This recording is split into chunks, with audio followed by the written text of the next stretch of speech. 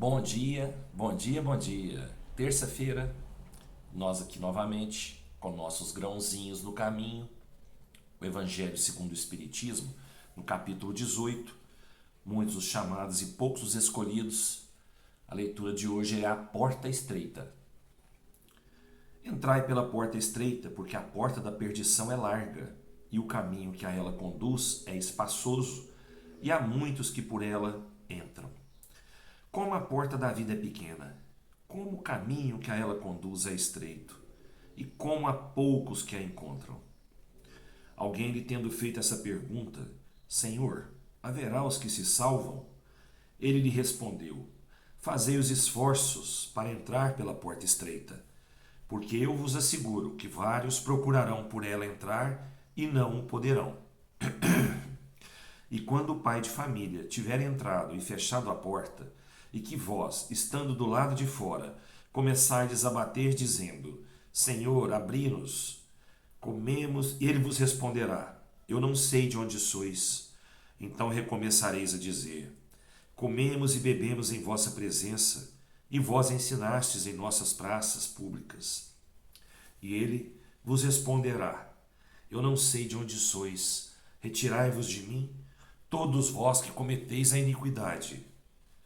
Será então que haverá prantos e ranger de dentes, quando vereis que Abraão, Isaque, Jacó e todos os profetas estarão no reino de Deus, e que vós outros sereis enxotados para fora.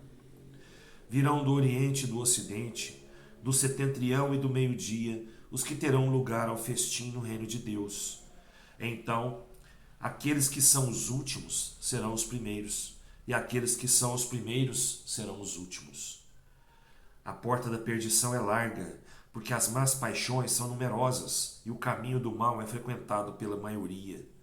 A da salvação é estreita, porque o homem que quer transpô-la deve fazer grandes esforços sobre si mesmo para vencer as suas más tendências. E poucos a isso se resignam.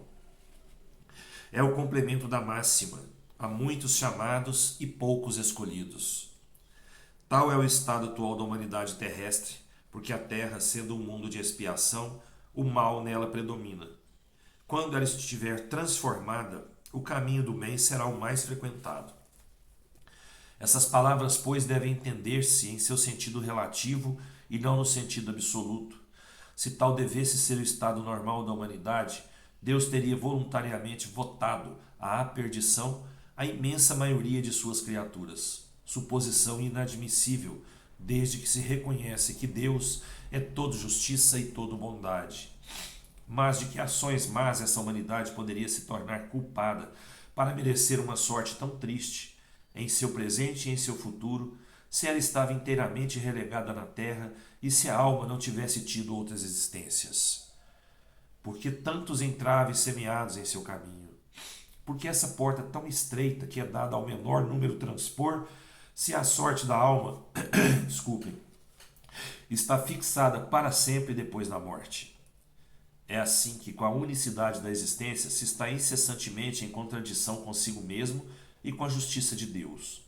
Com a anterioridade da alma e a pluralidade dos mundos, o horizonte se amplia, a luz se faz sobre os pontos mais obscuros da fé, o presente e o futuro são solidários com o passado.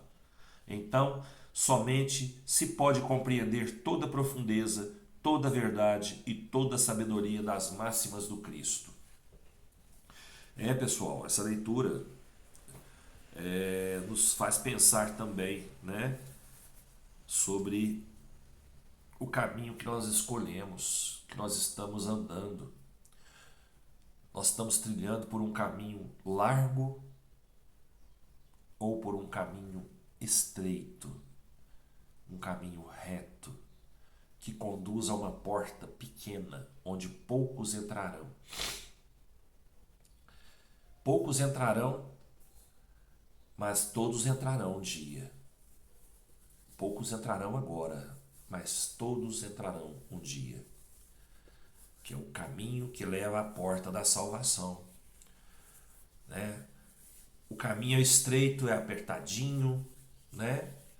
Mas é um caminho reto, é um caminho que nos leva direto aonde a gente vai chegar um dia. que é a salvação do nosso espírito, né? É a melhora do nosso espírito. Nós estamos num caminho largo, que é um caminho cheio de coisas boas, né? Coisas que a gente tem na Terra e, como todo humano, a gente valoriza muito. Valoriza muitas coisas da Terra ainda. Estamos muito ligados ainda às coisas da Terra. Essa porta larga, onde tem festas, vou colocar assim, né? Festas, jogos, bebidas, tudo que tem ligado à matéria e tudo que não é bom ao espírito. Pronto, é isso, né? Não é bom para o espírito as coisas da terra. Tanto é que o espírito considera a terra como uma prisão, né? E para ele, o que a gente tem que valorizar são as coisas etéreas, as coisas ligadas ao espírito mesmo, à vida futura. Nós precisamos de tudo que temos aqui. Aliás, nós precisamos de algumas coisas que temos aqui, porque muito do que a gente tem aqui, a gente não precisa. A gente tem por vaidade, por egoísmo, né, por ganância, mas nós precisamos das coisas que nós temos na Terra. Mas o que o Espírito precisa? Ele precisa disso? Não. Ele precisa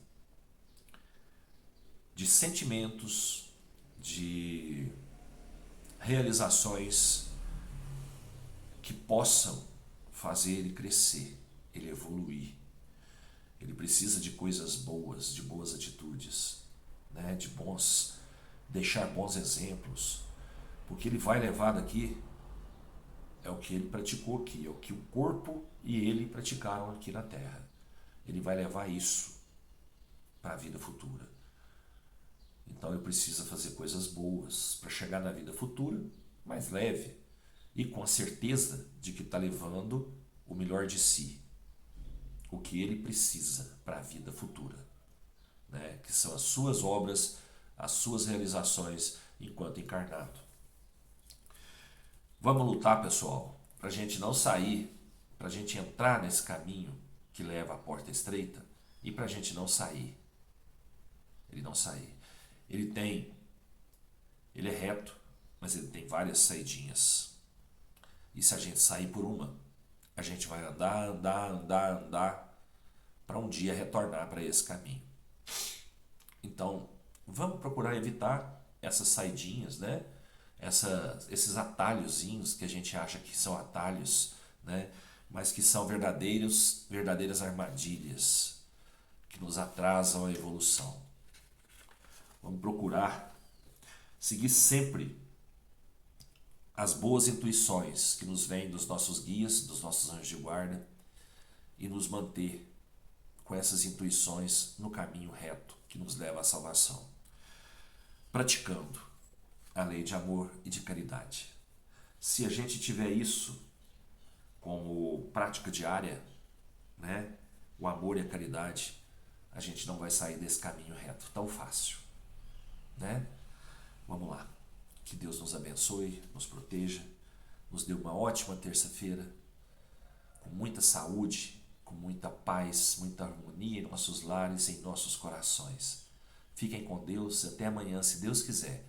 Eu tenho certeza que Ele vai querer. Beijo no coração.